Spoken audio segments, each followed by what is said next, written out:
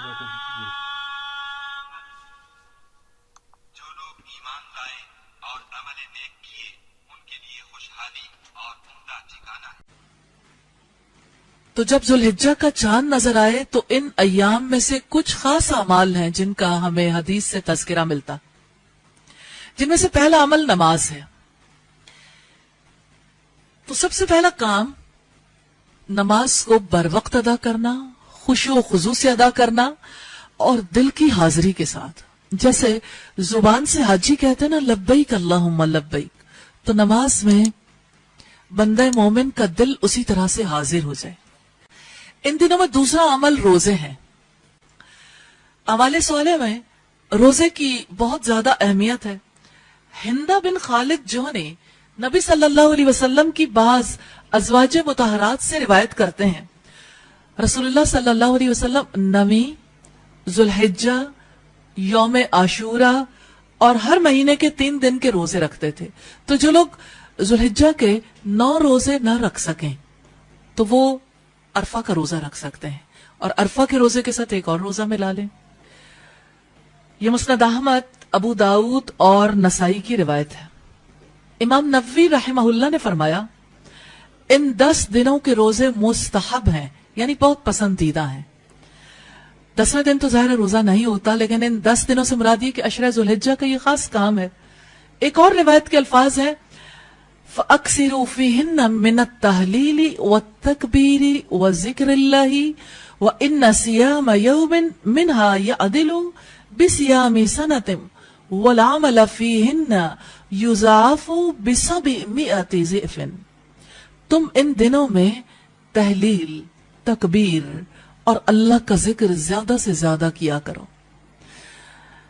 ان میں سے ایک دن کا روزہ 1 سال کے برابر ہے۔ ان میں سے ایک دن کا 1 سال کے برابر ہے، اور اس میں کیے جانے والے عمل کا ثواب 700 گنا کر دیا جاتا ہے۔ یہ بہقی کی روایت ہے۔ سیدنا انس رضی اللہ تعالیٰ عنہ بیان کرتے ہیں کہ عشرہ ذوالحجہ کے متعلق صحابہ کہا کرتے تھے کہ بِكُلِّ يَوْمٍ أَلْفُ يَوْمٍ، ایک دن 1000 دن کے برابر ہے، اور عرفہ کا دن 10,000 دنوں کے برابر ہے۔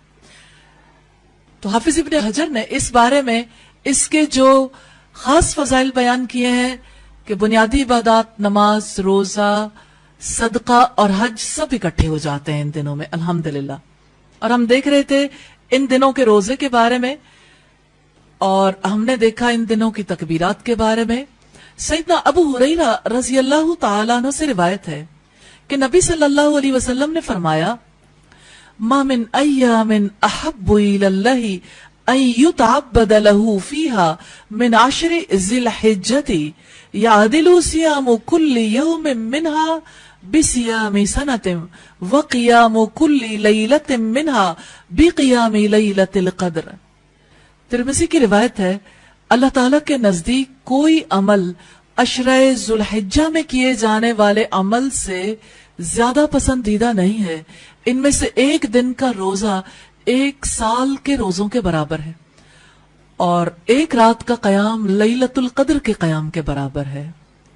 اسی لیے تو اللہ تعالیٰ نے ان دنوں کی قسم کھائی ہے، اور اللہ تعالیٰ نے پیچھے رہنے والوں کو محروم نہیں کیا۔ ان دنوں کا تیسرا بڑا کام ہے یوم عرفہ، 9 ذوالحجہ کا روزہ رکھنا۔ اگرچہ یہ روزہ بھی باقی روزوں کے ساتھ شامل ہے، لیکن اس کا اجر و ثواب زیادہ ہے۔ 9 ذوالحجہ یعنی یوم عرفہ، یہ وہ عظیم دن ہے جس میں اللہ تعالیٰ سال کے سارے دنوں میں سے ہر دن کے مقابلے میں زیادہ تعداد میں لوگوں کو جہنم کی آگ سے آزاد کرتے ہیں۔ سیدہ عائشہ رضی اللہ تعالی عنہا نے بیان کیا کہ یقیناً رسول اللہ نے ارشاد فرمایا کوئی دن ایسا نہیں کہ اس میں اللہ تعالیٰ عرفات کے دن سے زیادہ لوگوں کو جہنم کی آگ سے آزاد کرتا۔ صحیح مسلم کی روایت ہے 3288 نمبر پر۔ جانتے ہیں اس دن کی کیا خصوصیات ہیں؟ یہی وہ دن ہے جس میں اللہ تعالیٰ نے دین اسلام کو مکمل فرمایا۔ سیدنا قتادہ رضی اللہ تعالیٰ عنہ سے روایت ہے رسول اللہ صلی اللہ علیہ وسلم سے یوم عرفہ نمی ذوالحجہ کے روزے کے متعلق سوال کیا گیا تو آپ صلی اللہ علیہ وسلم نے فرمایا ایک گزشتہ سال اور ایک آئندہ سال کے گناہ دور کر دیتا ہے. آئندہ جس میں ہم نے قدم نہیں رکھا، اس سال کے شروع ہونے سے پہلے اللہ تعالیٰ اس کے گناہ معاف کر دیتے ہیں. یہ صحیح مسلم کی روایت ہے. عرفات کے دن کا روزہ پیچھے رہ جانے والوں کے لیے، عرفات والوں کے لیے نہیں ہے. ایک پچھلے سال کے گناہوں کا کفارہ ہے، پچھلے سال کے گناہ معاف ہو جاتے ہیں، اور ایک آئندہ آنے والے سال کے گناہ معاف ہو جاتے ہیں. اس دن کا روزہ بڑا عظیم ہے. اتنا بڑا اجر اور اتنی بڑی خوشخبری کوئی روزہ لے کر نہیں آتا. نبی صلی اللہ علیہ وسلم خود بھی اس دن کا روزہ رکھتے تھے. آپ صلی اللہ علیہ وسلم نویں ذوالحجہ، یوم عاشورہ اور ہر ماہ میں سے 3 دن روزہ رکھتے تھے. یہ سنن نبی داؤد کی روایت ہے 2343 نمبر پر. رب العزت نے ان 10 دنوں میں کثرت کے ساتھ اپنا ذکر کرنے کا حکم دیا، جیسے سورہ الحج کی آیت نمبر 28 میں فرمایا وَيَذْكُرُ اسْمَ اللَّهِ فِي أَيَّامٍ مَّعْلُومَاتٍ، اور چند معلوم دنوں میں ان پر اللہ تعالیٰ کا نام لیں. سیدنا ابن عباس رضی اللہ تعالیٰ عنہ نے بیان فرمایا کہ ان معلوم دنوں سے مراد عشرہ ذوالحجہ کے 10 دن ہے. یہ صحیح بخاری کی روایت ہے. اور سیدنا عبداللہ ابن عباس بیان کرتے ہیں رسول اللہ نے فرمایا ما من ایام اعظم عند اللہ سبحانہ ولا احب الیہ من العمل فیہن من هذه الایام العشر فیہن من التہلیل والتکبیر والتحمید. اللہ تعالیٰ کے نزدیک عشرہ ذوالحجہ میں کیے جانے والے عمل سے بڑھ کر نہ کوئی عمل افضل ہے نہ پسندیدہ. لہذا ان دنوں میں زیادہ سے زیادہ سبحان اللہ، الحمدللہ، لا الہ الا اللہ اور اللہ اکبر کہا کرو. یہ طبرانی کی روایت ہے. سیدنا ابن عمر اور سیدنا ابو ہریرہ رضی اللہ تعالی عنہما ان 10 دنوں میں تکبیر کہتے ہوئے بازاروں میں نکلتے تھے، اور لوگ بھی ان دونوں کی تکبیر پر تکبیر کہتے تھے.